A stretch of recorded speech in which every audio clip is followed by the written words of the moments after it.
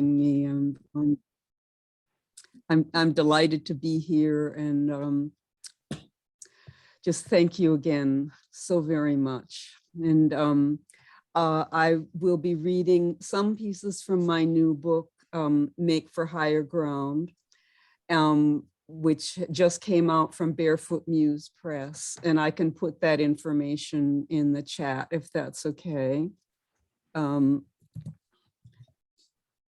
And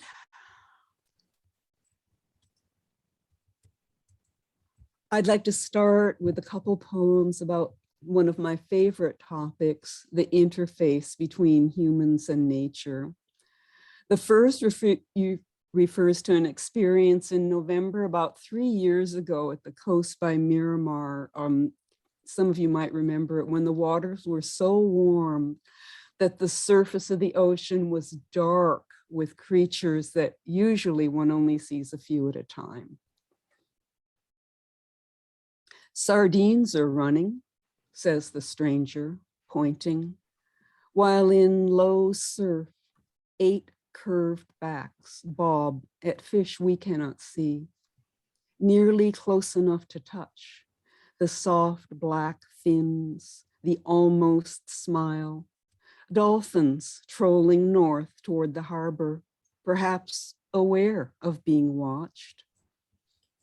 Sardines, she says again, one of a line of us strangers talking to each other, telephoto lenses and camera phones in hand, our sandy walks paused. The wild, for once, comes close to land, and we strangers smile and click as we do for our children splashing in the shallows, point and click, wanting to make the wild our own.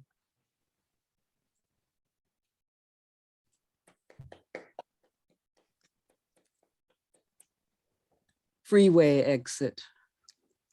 Wild geese fly the 101, not quite on these 4 lanes north and 4 south plus median, but above us, a ragged line, its leader purposefully beating wind, long neck reaching, heading east along the exit ramp to Bayfront Park. Cousin geese wait there, surely, enough to make a quorum, enough to form the necessary V for the voyage south.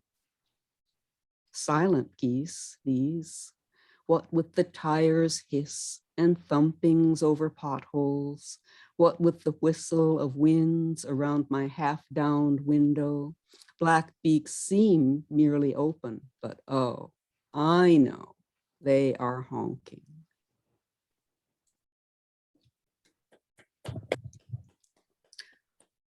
This next poem is about something you can see for yourself if you're driving south on the 101. Well, I'll describe where it is. Buddha on the 101. Between the exit ramps for Whipple Avenue and Seaport Boulevard, on the west side, behind the oleandered guardrail, arm raised in bronze compassion, Shakyamuni waves or warns or blesses daily progress north and south. It would be possible to find the purse that paid this stolid visage into being, brazen prayer for something more than just vehicular efficiency, complacency. I'd rather think this Titan in metallic robes walked all the way from Asia, sat himself settled on weedy verge to monitor our passage and accept our offerings. Even driving 65 from the center lane, you'll see them fine, arrayed upon the plinth before his feet. Water in bottles, something from a takeout, looks Chinese. Oranges, a Starbucks cup with straw.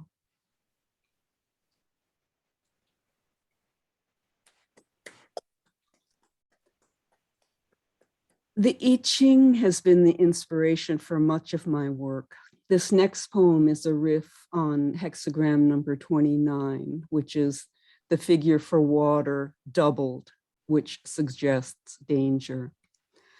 I wrote it during the months after the 2016 election and was hoping it would be out of date by now. Water above, water below. The lights are going out, dear, one by one, circuits short. Listen, the crack of lines downed, drowned by water rising from the dark beneath our feet. Wicks, damp, go limp, collapse in lipid puddles hissing. Flashlights flicker, fail in swamps new made by dams broken, oaths broken. Water goes where water will, filling. Water mixed with gas, soaking wood, bringing to the surface pestilence once hid. Listen, filaments of bulbs, bright, the wires thin as hairs, now snap. Tungsten ringlets droop. One shakes the glass in disbelief, only tinkling within. The lamps are going out, dear, one by precious one, and it's for us to choose to live in darkness or, blind and trembling, make for higher ground and set ourselves alight.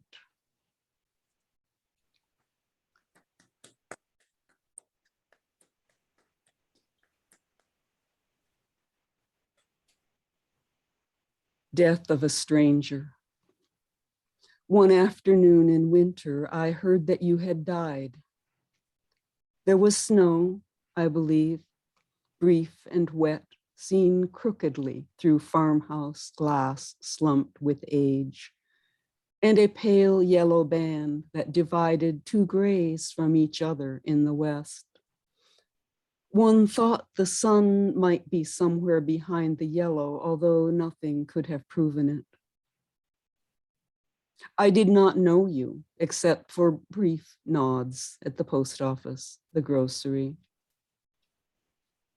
I remember there was snow and that a car drove south along the farm road, a red car slushed to the hubcaps, and that wind blew as it always does, straight down from the St. Lawrence River, a feral wind that pushes aside the feathers of down jackets, seeking the bone. Old thistles, milkweed, barley grass, and other summer leftovers lay flat before it. I remember that sugaring had begun and that the pond was smooth, white snow on top and rotten ice beneath.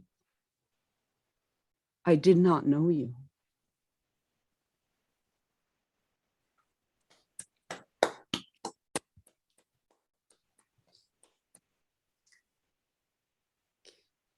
I worked for 35 years as a gardener and landscaper in the Bay Area, so I am part of this next one. Walking, the gardener speaks. We used to summer side by side, the humans talking, singing, raking garden beds. Bees would fly, collecting gold, but now too many bees are walking. To sage and aster, rose and foxglove, they'd be flocking, buzzing, stings. We'd weed and watch with wary eye. We used to summer side by side, the humans talking, spreading fertilizer, brown and yellow, stalking every stamen, humming under sunny sky, collecting gold. Now, too many bees are walking, shrubs are empty. Look, crossing pavement, shocking, a single individual on foot. Why? We used to summer side by side, we humans talking, frowning about organics' lower yields and mocking the huggers of trees. We have to live. We'd justify collecting gold, but now too many bees are walking. Climate changing may be not my fault, balking at the call to alter habits. Some defy, refuse to summer side by side. Some humans talking, collecting gold. What now? Too many bees are walking.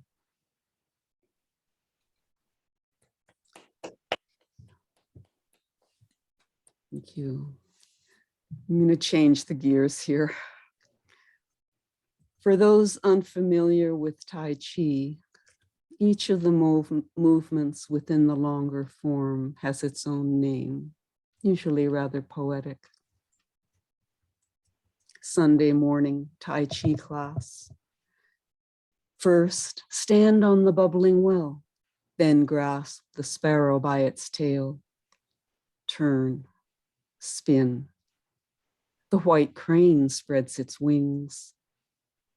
Play the moon guitar, embrace the tiger, then return to the mountain. Turn. Make sure to repulse the monkey while waving hands in the clouds. Turn. The golden pheasant is standing on one leg. The fair lady's weaving at the shuttle. Spin.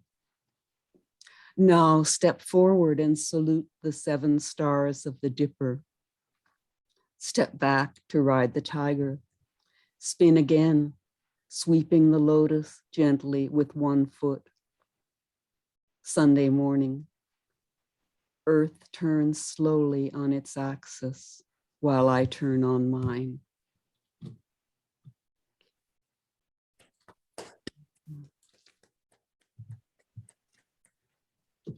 The next 2 pieces I'd like to read are workplace poems, a part of a series. I think I'm going to have enough for a chapbook at some point.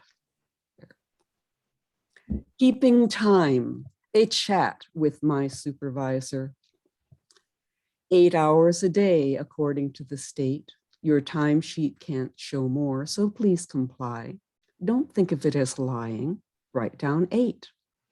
I know you're being paid a daily rate. Work 10 for 8. Good girl. I'll clarify. 8 hours a day, according to the state, is all that you're allowed to indicate on this line here. She looks at me and sighs. Don't think of it as lying. Write down 8. I'm paid for 8. I'm working 10 hours straight. That's fine, but let me claim it, I reply. 8 hours a day, according to the state. Remember, I hold my tongue and contemplate my future. I'm 18. She rolls her eyes.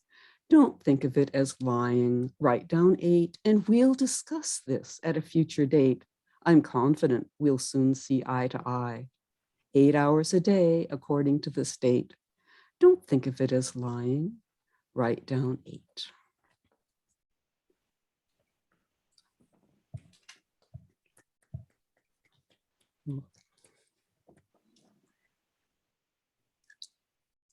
I experienced the events of this next poem almost 50 years ago and had no context in which to place it. Still don't, but finally, a few months ago, I was able to put it into a verbal form.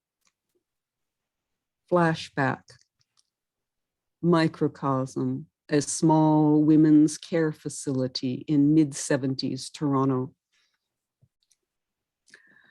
Oh, more than once and more than twice in that enormous house we called a nursing home, when nursing home was still okay to say. On entering a bedroom, I would see its occupant, a woman, always woman, in a bedside chair, her feet up on the seat, her knees drawn up and spread apart, the nude pudendum blossoming before me. She'd be sitting squarely to the door, so all who entered would be sure to see. And she'd be staring at the floor before her, unresponsive, as they say. I'd ask the aides, We dress her right, she take her panties off again. We leave her be, she's very near her time. In days to come, she'd leave her meat behind. Seen more than once and more than twice in this abode of lady inmates, tethered here for safety and for benefit of those who are keen to keep the peccadillos of the dying out of sight.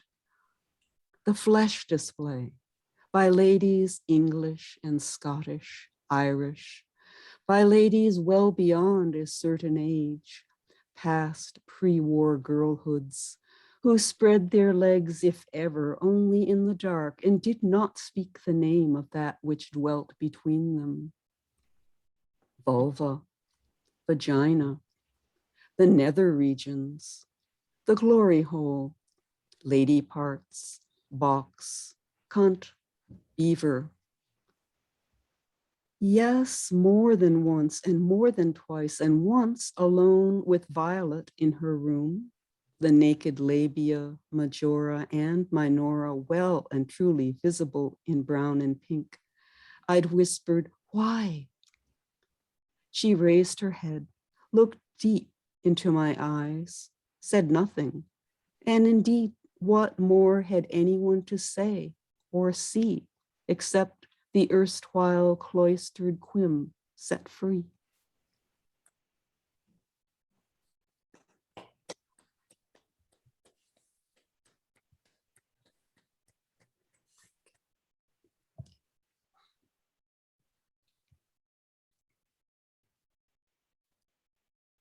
These next two are musings about far away people and places. Henna. The mylar cones arrive from India, the red and silver, green and gold, like silk of saris, wrapped and filled with new and ancient paste. My California kitchen, plastic tablecloth and paper towels will keep the stain where it belongs. Pink and white as I am, I'll take my place. A line of black-haired women eons long, ancestors not my own. Our toes are spread apart with cotton balls. Nails are trimmed and oiled. Skins are clean and blank as futures unforetold, ready for the greenish paste that turns my pallid nails the color of madrone, that paints the ancient wedding patterns on a bride-to-be somewhere across the date line, each brown dot another turn of our wheel.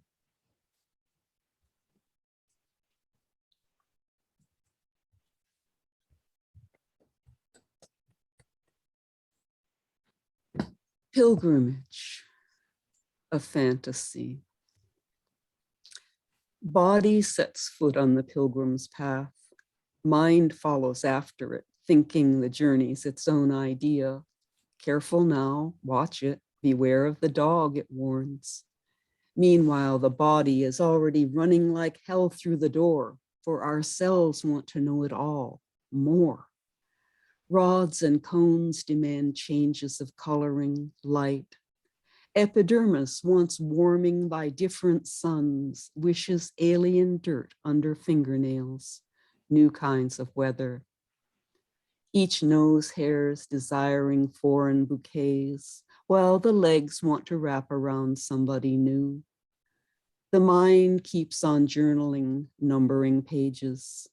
The body leaves home, allows there to be magically changed into here, taking chances. For waters might circle contrary-wise. Drivers might go the wrong way round the roundabout. Body leaves home, changing there into here. Between those is a place where the shake of a head may mean yes, unbeknownst to you. Aftershocks, unforeseen.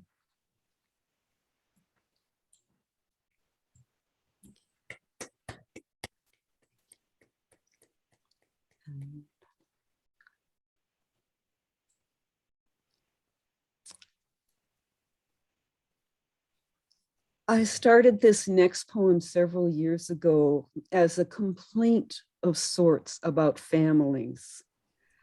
Right now, it seems rather creepily reminiscent of behavior on a larger scale.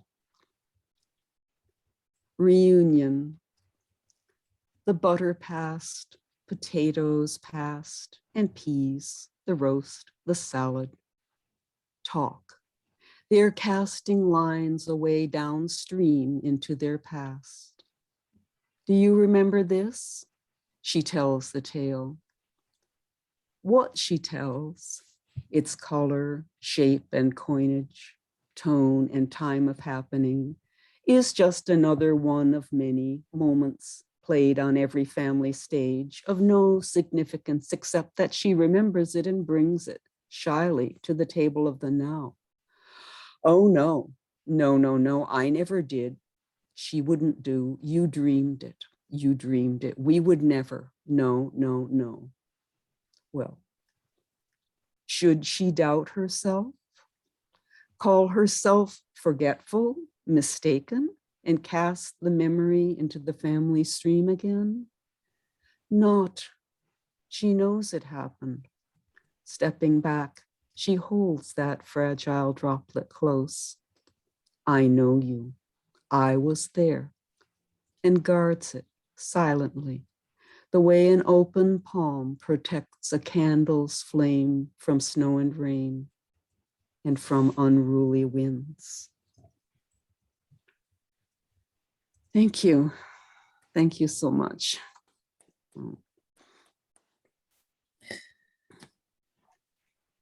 Oh,